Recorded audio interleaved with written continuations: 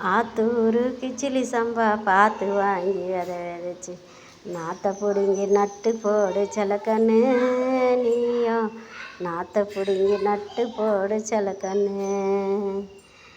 இப்படி இருந்த கழனி காடு எல்லாத்தையும் இப்போது அழித்து நகரமாக மாத்துறேன்னு அப்படின்ற பேரில் இதோ கடை கன்னி காய் கடைங்க பஜாரு இப்படி கடை கடையாக கட்டி பில்டிங் மேலே பில்டிங் ஏற்றிக்கிட்டு போயிட்டே இருக்காங்க.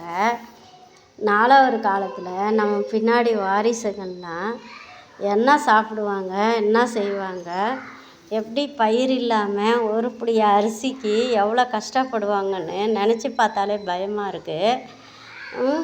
இதெல்லாம் கேட்பாரா இல்லையா மக்களே?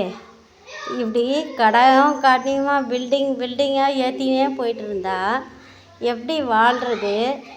பில்டிங் கட்டி பில்டிங் உள்ளவே இருந்துட முடியுமா? வயிற்று சாப்பாட்டுக்கெல்லாம் என்ன பண்ணுவாங்க?